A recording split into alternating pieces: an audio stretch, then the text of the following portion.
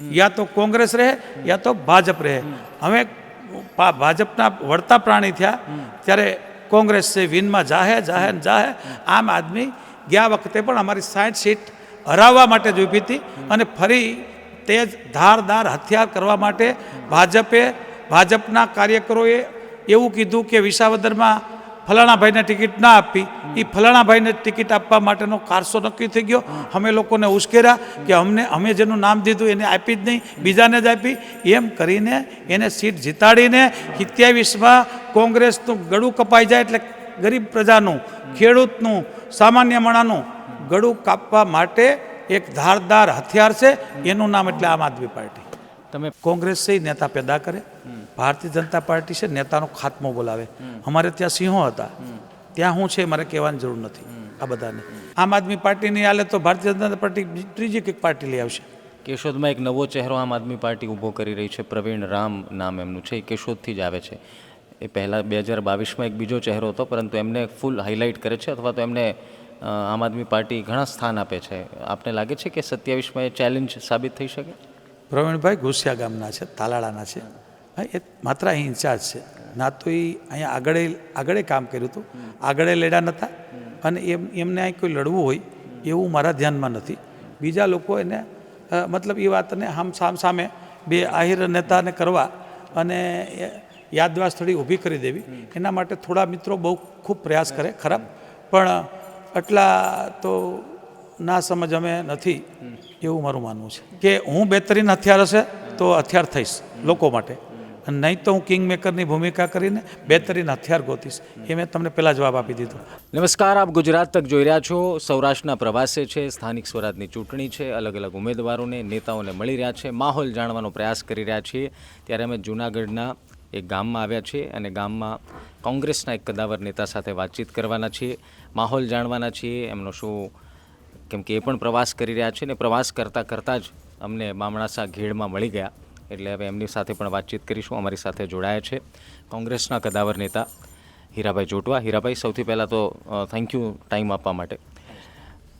સ્થાનિક સ્વરાજની ચૂંટણી છે, આ વખતે કોંગ્રેસનો પ્લાન અને સ્ટ્રેટર્જી વિશે થોડું કહો, કેવી અલગ છે પહેલાં કરતાં, શા માટે થોડી અલગ લાગે છે?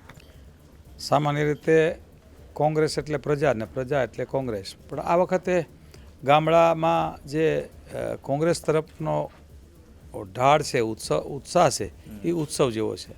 કારણ કે આ સરકારથી ખેડૂતો ખૂબ ત્રાહિમામ થઈ ગયા। વીમો બંધ કરી દીધો, ખેડૂતોની જણસીના ડબલ ભાવને બદલે સિંગલ ભાવ પણ નથી મળ્યા।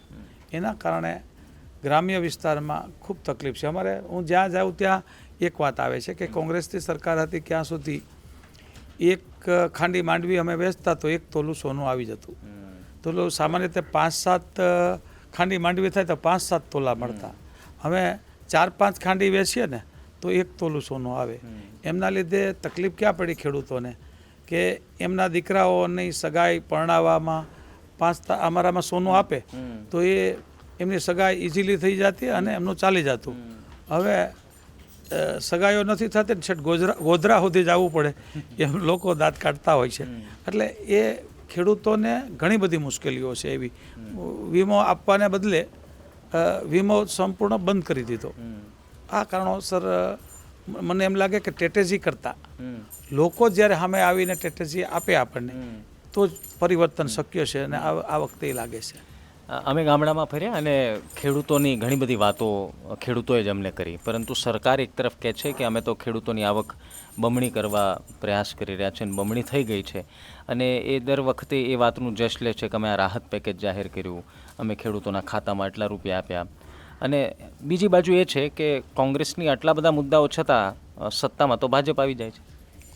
એ વાત ખરી છે। મેં આપને એટલે જ કીધું હતું કે કેટલાય વર્ષો સુધી 1 ખાંડી મગફળી અને એના સામે 1 તોલું સોનું, તો ખરેખર તો 1 ખાંડી માંડવી સામે 2 તોલા સોનું થવા જોઈએ, એને બદલે 4 ખાંડી માંડવીએ પણ 1 તોલું સોનું નથી આવતું। એ ગામડાની પારાશીસી છે, મતલબ કે ભાવ આપી નથી શક્યા। મનમોહનસિંહની સરકાર વખતના કપાસના ભાવ લો, મગફળીના ભાવ લો, તમામ ભાવ એ ભાવ તો નથી વધારી શકાય, પણ સામેથી બિયારણ, ખાતર, વીજળીના બિલ એ એટલા બધા ત્રાહિમામ થઈ ગયા કે લોકો ખેતી છોડવા મજબૂર થઈ રહ્યા છે. અને જે ખેતીથી જે અન્નદાતા છે એ અનાજ જે પૂરું પાડે છે આખા દેશને, એ લોકો ખૂબ દુઃખી છે. અને એ લોકો દુઃખી હોય ત્યારે સ્વાભાવિક રીતે સરકારને ચોક્કસ ઝટકો આવશે. અને વાત રહી કે એ કેવી રીતે જીતી જાય, તો અમે એ જોઈએ છીએ કે એમણે લોકશાહી ઢબે ચૂંટણી નથી થવા દેવી. એટલે મોટા સિટી લો, અમારા માનો કે કેશોદ છે, એ બધામાં એક પ્રયાસ કર્યા કરે કે ફોર્મ ખેંચી લ્યો, ફોર્મ ખેંચી લ્યો, ફોર્મ ખેંચવાના આટલા રૂપિયા, આટલા રૂપિયા, આટલા રૂપિયા. તો એ શું કામ એવું કરે અને એવા રૂપિયા ક્યાંથી લાવે? એક વસ્તુ. નંબર 2, તમે કમસે કમ લોકશાહીમાં એક વખત માન લો કે કોઈ જીતે, કોઈની પાસે 90% મત છે, એક પાસે 10% છે, પણ બેયનો જો ફોર્મ હશે તો કમસે કમ પ્રજા પાસે જવું પડશે, 90% વાળાએ પણ, કે ભાઈ અમને મત આપો. તો એનું રેશન કાર્ડ હોય, એને કંઈક તકલીફ હોય, સમસ્યા હોય તો ઉજાગર થાય, એનું કામ થાય. એને બદલે એમને ડર લાગે છે કે અમે હારી જશું, એના લીધે ફોર્મ ખેંચાવાનું. અમારા કેશોદ નગરપાલિકાના 2 ફોર્મ લોભ લાલચથી ખેંચાવવામાં સફળ રહ્યા, પણ 36માંથી અમે 33 ઉપર લડાવીએ છીએ. અને તાકાતથી લડીએ છીએ ત્યારે કેવું થાય, તમે એમ કહ્યું ભાજપ જીતે, પહેલું ગુજરાતમાં સૌથી પહેલું એમના ભાજપના પ્રદેશ પ્રમુખ વિશ્વકર્માજીએ અગતરાય આવવું પડે એક જિલ્લા પંચાયત માટે. એવી જ રીતે આજે મનસુખભાઈ માંડવિયા, કેન્દ્રીય મંત્રી, જેમણે 2 દેશો વચ્ચેના કામો કરવાના, અન્ય દેશોના, કારણ કે ભારત દેશમાં કેન્દ્રીય મંત્રી બેસે એ અને પીએમ, એમણે બીજા અન્ય દેશો છે એની અરે કમ્પેરિઝનમાં ભારતને કેમ આગળ લઈ જવું, એના માટેની વિચારસરણીને બદલે ખીરસરા જેવા ગામમાં આવીને એમ કહેવું પડે કે અમારા પરબત પીઠિયાને હરાવી દો. કેટલી શરમજનક વાત છે. જે લોકો કહે છે કે અમે જીતી જતા હોય, તો કેન્દ્રીય મંત્રીઓ આવે, એમના પ્રદેશ પ્રમુખો આવે આવી નાની ચૂંટણીમાં. એક વખત કોંગ્રેસના રાજમાં નગરપાલિકાઓને સિમ્બોલ ન આપવામાં આવતું, જેથી કરીને ધુસાતુસી, દુશ્મનાવટ ના થાય અને યોગ્ય ન્યાય મળે. એમને બદલે ભારતીય જનતા પાર્ટી પ્રચારની પાર્ટી છે, કામ કરવાની પાર્ટી નથી. એટલે દેશ, ગુજરાત અને ગામડાઓ ખૂબ દુઃખી છે, ગામડાના ખેડૂતો ખૂબ દુઃખી છે. એની અમને તો ચિંતા છે. એટલે ભાજપની સામે હારીએ યા જીતીએ એ ના કરતા જે પાયાનું કામ કરવાની જરૂર છે એનું અમને વધારે દુઃખ છે. એક બીજી પાર્ટી પણ છે, આમ આદમી પાર્ટી. આમ આદમી પાર્ટીના નેતાઓ હંમેશા એવું કહેતા રહે છે કે કોંગ્રેસ ભાજપની બી ટીમ છે. જૂનાગઢમાં પણ એ એક્ટિવ છે. વિસાવદરમાં ઇવન ગોપાલ ઇટાલિયા વિધાનસભા જીતી ગયા. માણાવદરમાં પણ આમ આદમી પાર્ટીનો કરંટ છે એવો દાવો કરે. આપને આમ આદમી પાર્ટી વિશે શું આપ વિચારો છો અને ચૂંટણીમાં કેટલી ફાઇટ માનો છો? હું નહીં, આખા હિન્દુસ્તાનને ખબર છે કે RSS ને ભાજપમાં લોકપાલ વિરોધી એક આંદોલન છેડ્યું હતું. એમના અધ્યક્ષ અન્ના હજારે, એમની સાથે કેજરીવાલ હતા, મનીષ સિસોદિયા હતા, કિરણ બેદી હતા અને બાબા રામદેવ હતા. એમણે જાહેરમાં શપથ લીધા હતા કે અમે ક્યારે પણ રાજકારણમાં નહીં આવશું. એવી સોગંદ ખાઈને એ ટીવી ઉપર, મીડિયા ઉપર, આપ જેવા મીડિયાવાળાને તો ખબર છે પણ આખા દેશને ખબર છે. તો પછી કિરણ બેદી એટલે કોણ? તો કે પહેલા લેડી IPS.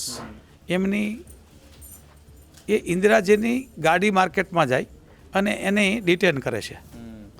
તો સાંજે ઇન્દિરાજીને ખ્યાલ આવે તો એમને સાંજે ડિનર માટે બોલાવે કે વાહ, આવા IPS જોઈએ કે PMની ગાડીને પણ ડિટેન કરી શકે. એ લેડી જાહેરમાં સોગંદ ખાય અને પછી દિલ્હીની ચૂંટણી લડે, પાછળથી રાજ્યપાલ પોંડિચેરીના થાય. આ મનીષ સિસોદિયા સોગંદ ખાઈને પછી શીલા દીક્ષિત સામે ભાજપ જીતી નથી શકતું. પડદા પાછળથી એને મદદ કરે. રામલીલા મેદાનમાં RSS અને ભાજપે પેદા કરેલું બાળકનું નામ છે આમ આદમી પાર્ટી. આખા હિન્દુસ્તાનને ખબર છે. કોઈ દબાઈને ન બોલતું હોય, કોઈ અન્ય કારણોસર. અચ્છા, એક વાત, જ્યાં સુધી ચાલ્યું એનું દિલ્હીમાં, પંજાબમાં આવ્યા તો એમણે MSP માટે લડાઈ કરી. 700 ખેડૂતો શહીદ થયા. ત્યાં ભારતીય જનતા પાર્ટી આવી શકે એવી સ્થિતિ નથી. ત્યાં એમણે એને પ્રોજેક્ટ કરી દીધું. આમ એ વખતે મલિક એટલે કે રાજ્યપાલ કાશ્મીર એ એવું નિવૃત્ત થઈને જાહેર કરે કે 42 સૈનિકો જે શહીદ થયા એ સરકારના પાપે થયા છે, નેચરલી નથી થયા એવું મલિક કીધું. એ વખતે એમને થયું કેજરીવાલને એક જ વખત કે ખરેખર વિપક્ષની સાથે લડવું જોઈએ. એ લડ્યા પણ ત્યારે આ દેશમાં 400 સીટ જેને લાવવી હતી એ 272 ન લાવી શક્યા, 240 અટકી ગયા. દેશ આખાએ જોયું. પણ સેકન્ડ નંબર તો વિપક્ષમાં ફર્સ્ટ નંબર તો કોંગ્રેસનો હતો. અમારી 99 સીટ આવી. આમ આદમીની કેટલી આવી હતી? 3. અને પછી એમ કહે કે અમે કોંગ્રેસથી આગળ છે, અમે બી ટીમ છે. શરમ ખાવી જોઈએ કે એ એમની જોડે સંધિ કરીને છૂટા અને પછી હરિયાણામાં સીધા તમામ ઉમેદવારો રાખી દીધા. કોંગ્રેસ જીતતી હતી ને હરાવી. પછી દિલ્હીમાં આવ્યા. દિલ્હીમાં એમણે પહેલાંથી કહી દીધું કે અમે એમને અરે ગઠબંધન નથી કરવાનું. અમારા રાહુલ ગાંધીએ તો પાર્લામેન્ટની ચૂંટણી પછી તરત જ કીધું હતું કે અમે 27માં ગઠબંધન કે સાથ ગુજરાત पे લડેંગે. આ આખો દેશ જોઈ છે. પછી ગુમરાહ કરાવવાનું કોઈ કારણ નથી. નંબર 3 અમે એ પછી કોર્પોરેશનની ચૂંટણી ગુજરાતમાં એક જ જુનાગઢ અને બધી નગરપાલિકાઓની. એ વખતે હું ને પૂંજાભાઈ ત્યાં પ્રભારી હતા. અમે બે મિત્રોને આપવાડાને કીધું કે આપણે કંઈક સમજૂતી કરી લઈએ. એ કે તમારી પાસે કંઈ છે જ નહીં, કોંગ્રેસ ફેલ થઈ ગઈ અને અમે તમારી સમજૂતી કરીએ. એટલે આખેર અમને 11 સીટ મળી, એમને 0. વિસાવદર, વંથલી, બાટવા, માણાવદર, ચોરવાડ અમે હાર્યા. અમને 3-4 સીટ તો મળી, એને 0 સીટ વિસાવદરમાં. છેલ્લે એક મિનિટ.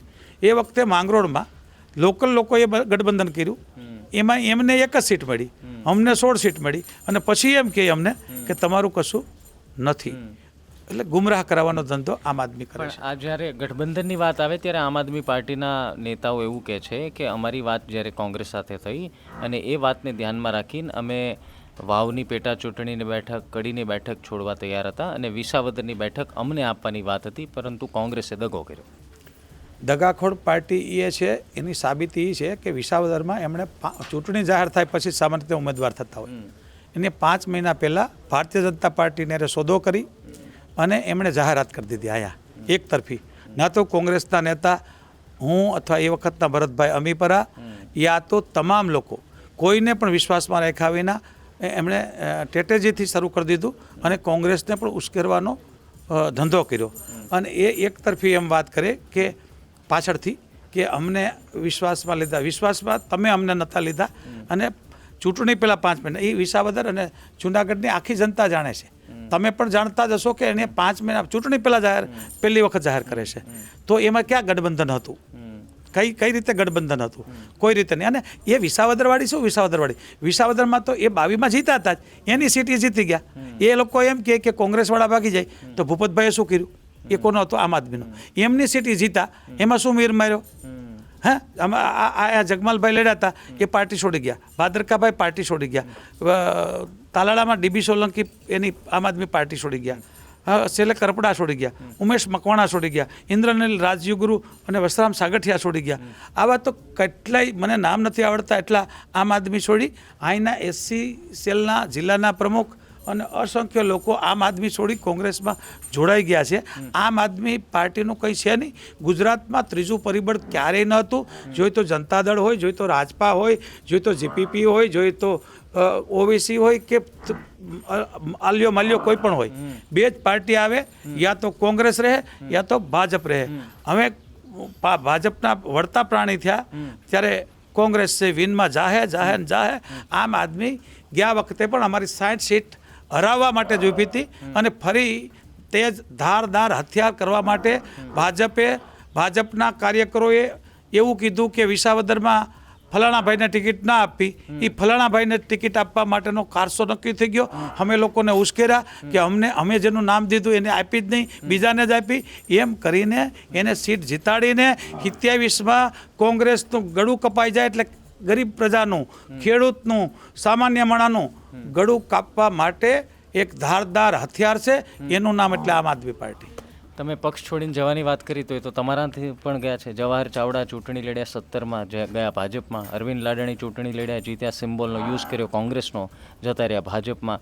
અને આવા તો એક્ઝામ્પલ કોંગ્રેસના ઘણા બધા છે. અર્જુનભાઈ કોંગ્રેસ છોડીને ગયા અને મંત્રી બની ગયા. તો કોંગ્રેસમાંથી તો વધારે નેતા ભાજપમાં જાય છે. અને એમાં તો જુનાગઢ તો બહુ ફેમસ થઈ ગયું, એમાં ખાસ માણાવદર.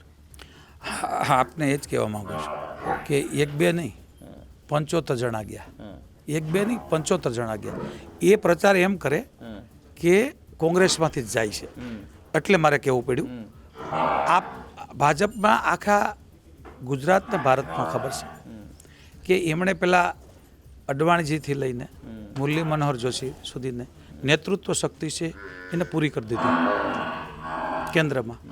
કેશુભાઈથી લઈને હરેન પંડ્યા સુધીની નેતૃત્વ શક્તિ પૂરી કરી દીધી. પછી એમને ધ્યાનમાં આવ્યું કે કોંગ્રેસમાં નેતૃત્વ શક્તિ રહી વિપક્ષમાં તો પણ પ્રજા ઉપર લાંબો સમય રાજ ના કરી શકાય. જો નેતૃત્વહીન પ્રજા હોય ને તો 200 વર્ષ અંગ્રેજો પણ અહીં રાજ કરી શકે. અને એમણે લાંબો સમય રાજ કરવું હોય ને તો નેતૃત્વહીન પ્રજા કરી દેવી જોઈએ. કોંગ્રેસ છે નેતા પેદા કરે, ભારતીય જનતા પાર્ટી છે નેતાનો ખાત્મો બોલાવે. અમારે ત્યાં સિંહો હતા, ત્યાં શું છે મારે કહેવાની જરૂર નથી આ બધાને.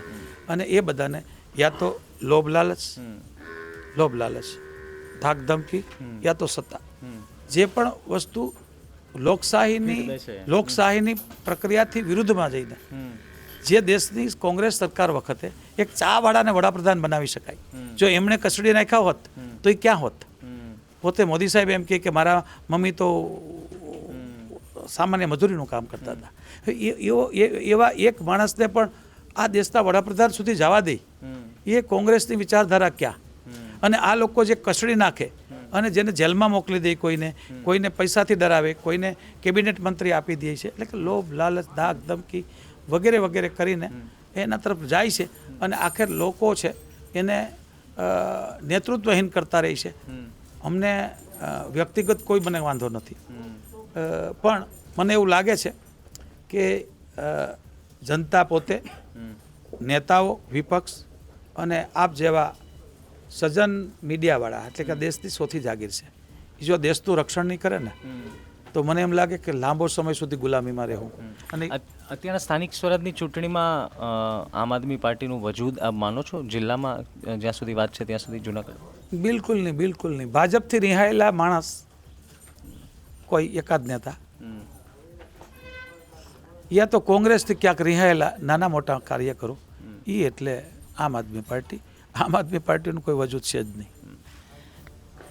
છેલ્લી 2 ચૂંટણીઓ આપે લડી, 2024 અને 22. પરિણામ ધાર્યા પ્રમાણેનું ન આવ્યું. 27માં હીરાભાઈનો શું પ્લાન છે? હા, હું જે દિવસ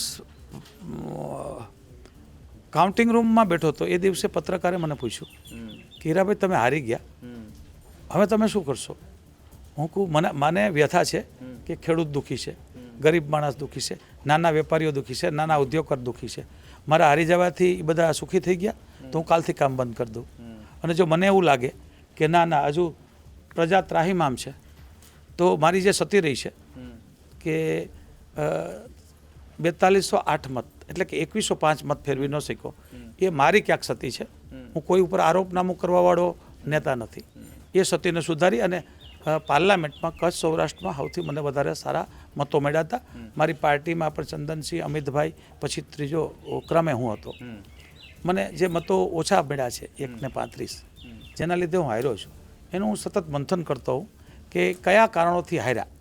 અને આ બધો જ ત્રાસ તો રહેવાનો જ છે, ભાજપ તો રહેવાની જ છે, વિરોધીઓ તો રહેવાના જ છે, હરાવાવાળા આવવાના જ છે, જાતિવાદ થવાનો જ છે.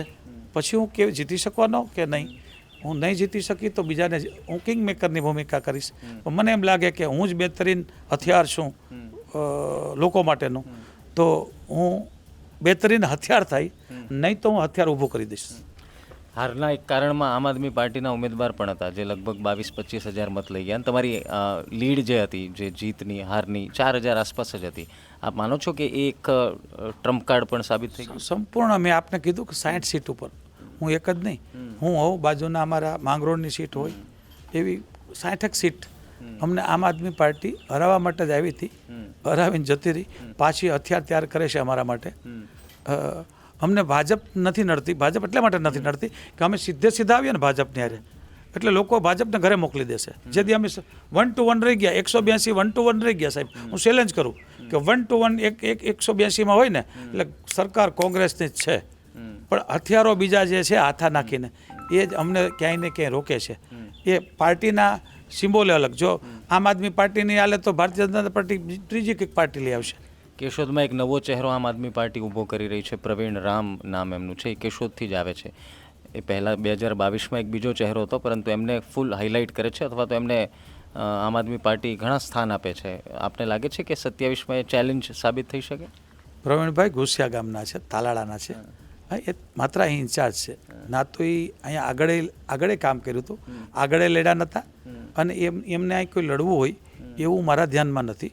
બીજા લોકો એને મતલબ એ વાતને સામે બે આહિર નેતાને કરવા અને યાદવા સ્થળી ઊભી કરી દેવી, એના માટે થોડા મિત્રો બહુ ખૂબ પ્રયાસ કરે ખરાબ, પણ એટલા તો ના સમજ અમે નથી એવું મારું માનવું છે. 2027માં હીરાભાઈ ચૂંટણી લડશે, હા કે ના? સમય નહીં, ના મેં આપને એમ કીધું કે હું બહેતરીન હથિયાર હશે તો હથિયાર થઈશ લોકો માટે, અને નહીં તો હું કિંગ મેકરની ભૂમિકા કરીને બહેતરીન હથિયાર ગોતીશ. એ મેં તમને પહેલાં જવાબ આપી દીધો. આપ પૂછો પહેલાં. ચૂંટણી છેલ્લો સવાલ, સ્થાનિક સ્વરાજની ચૂંટણીમાં કોંગ્રેસનું પ્રદર્શન ઓવરઓલ કેવું જોઈ રહ્યા છો? મહાનગરપાલિકા 15 જેટલી છે, જિલ્લા પંચાયત, તાલુકા પંચાયત, શું માનો છો ઓવરઓલ પિક્ચર? એમાં આમ આદમી પાર્ટી છે હજી, જે તમે હથિયારવાળી વાત કરી એટલે યાદ. ગ્રામ્ય કક્ષાએ ખૂબ સારું, અને પેટીઓ ખુલતા ખ્યાલ આવી જશે લોકોને કે કોનું સ્થાન મજબૂત છે. તો આપ સાંભળી રહ્યા હતા હીરાભાઈ જોટવાલે. ઘણા બધા વિષયો ઉપર એમણે વાત કરી. આમ આદમી પાર્ટીના જે વર્ચસ્વ કહો કે અસ્તિત્વ કહો એના વિશે પણ તેમણે વાત કરી. ભારતીય જનતા પાર્ટી કેવી રીતે ખેલ કરી રહી છે એમણે પણ એમને ચોખવટ કરી. તમારું શું માનવું છે કમેન્ટ જરૂર કરજો. બાકી ચૂંટણીનું પરિણામની પેટી 28 તારીખે ખુલશે અને ત્યારે ખબર પડશે કયા પક્ષને ફાયદો છે, કોને નુકસાન. ધ્યાન રાખો, મજા કરો. સીતારામ.